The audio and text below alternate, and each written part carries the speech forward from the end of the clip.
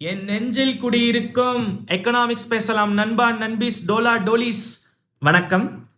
இத்தனை ஆண்டு காலமாக நம்மை திரைத்துறையிலிருந்து மகிழ்வித்துக் கொண்டிருந்த நடிகர் விஜய் அவர்கள் இன்று முதல்வர் விஜயாக தமிழ்நாட்டிற்கு பொறுப்பேற்றிருக்கிறார். நம்மோட முன்னாள் முதல்வர்கள் எத்தனையோ பேர் திரைத்துறையிலிருந்து வந்திருந்தாலும் அவங்க கட்சியை வளர்த்தது கேடர் பேஸ்ட் ஸ்ட்ரென்த்னால. ஆனா இன்று முதல்வராக இருக்கும் திரு விஜய் அவர்கள் தன்னோட கட்சியான தமிழக வெற்றி கழகம் அப்படிங்கிற கட்சியை ஃபேன் ட்ரிவன் நெட்வொர்க்ஸ் வழியா வளர்த்து இன்னைக்கு தனிப்பெரும் கட்சியா அவங்க உருவெடுத்து விஜய் அவர்கள் முதலமைச்சராக பொறுப்பேற்றிருக்கிறார்.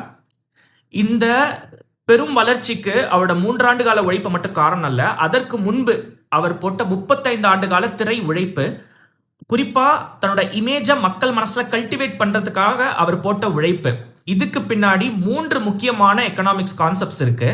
முதல் எக்கனாமிக்ஸ் கான்செப்ட் பார்த்தீங்கன்னா மியர் எக்ஸ்போஷர் எஃபெக்ட். இந்த கான்செப்ட் என்ன சொல்லுது அப்படின்னா, மனிதர்களாகிய நாம இன்னொரு மனிதரை தொடர்ந்து பாசிட்டிவ் லைட்ல பார்க்க அவங்க மேல நம்பகத்தன்மை அதிகமாகும்.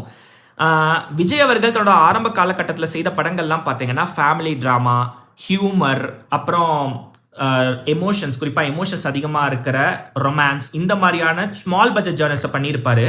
தன்னுடைய பக்கத்து வீட்டு பையங்கிற பாடி லாங்குவேஜ் அப்படிங்கிறது இந்த படங்களை ஹிட் அடிக்கிறதுக்கு காரணமாக இருந்தாலும் அவருக்கு பார்க்குற மக்களுக்கு இவர் நம்மள ஒருத்தன், நம்ம குடும்பத்தில் ஒருத்தங்கிற உணர்வை கொடுத்துச்சு.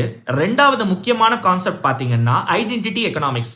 ஐடென்டிட்டி எக்கனாமிக்ஸ் என்ன சொல்லுது அப்படின்னா, மனிதர்களாகிய நாம வெறும் ரேஷனாலிட்டி வச்சு மட்டும் முடிவெடுக்க மாட்டோம், எமோஷனல் ரிலேட்டபிலிட்டி, அந்த பர்சன் நமக்கு எவ்வளோ தூரம் ரிலேட்டபிள் அப்படிங்கிறத வச்சு நம்ம முடிவெடுப்போம். திரு விஜய் அவர்கள் குறிப்பிட்ட காலத்துக்கு பிறகு அதிகமாக ஆக்ஷன் ஃபிலிம்ஸ் பண்ண ஆரம்பிச்சாரு. அந்த ஆக்ஷன் ஃபிலிம்ஸ் பண்ணும்போது தன்னோட எமோஷனல் ரிலேட்டபிலிட்டியை ஒரு 2 முக்கியமான விஷயத்தை வச்சு அவர் பில்டு பண்ணிக்கிட்டாரு. ஒன்று, ஆண்களுக்கு எப்போவுமே ஒரு fun filled brother or friend வைபை வந்து கொடுத்துட்டே இருந்தாரு.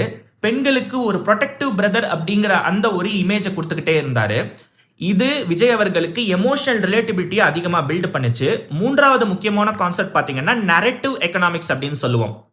நரேட்டிவ் எக்கனாமிக்ஸ் என்ன சொல்லுதுன்னா, ஒரு மனிதர் நம்ம கிட்ட வந்து வாக்கு கேட்கும் போது நம்ம அவர் கொடுக்குற பாலிசிஸோட அடிப்படையில் வாக்கு செலுத்த மாட்டோம், மாறா அவர் சொல்ற ஸ்டோரிஸ், கதைகளின் அடிப்படையில் நம்ம வாக்கு செலுத்துவோம். அதன்படி விஜய் அவர்கள் குறிப்பா கத்தி அப்படிங்கிற கத்தி அல்லது துப்பாக்கியில தலைவா படங்கள்ல இருந்து அதிகமா one honest man fighting against an ingest system, அதாவது அநீதிகளால் கட்டமைக்கப்பட்ட இந்த சமூகத்துக்கு எதிராக ஒரு தனி மனிதன் சண்டை போட்டு காப்பாத்துறா அப்படிங்கிற அந்த இமேஜை தன்னோட சர்க்கார் படம் வரைக்கும் அதிகமாக அவர் பண்ணது மக்கள் மனசுல ஒரு மிகப்பெரிய ஒரு இமேஜை பில்ட் பண்ணி இவர் கண்டிப்பா நமக்கான ப்ராப்ளமை சால்வ் பண்ண முடியும் அப்படின்னு ஆன்டி இன்கம்பன்ஸ் இருக்கிற பீக் டைம்ல இந்த இமேஜ் பில்டிங் அவருக்கு பெரிதளவில் வந்து உதவிச்சு.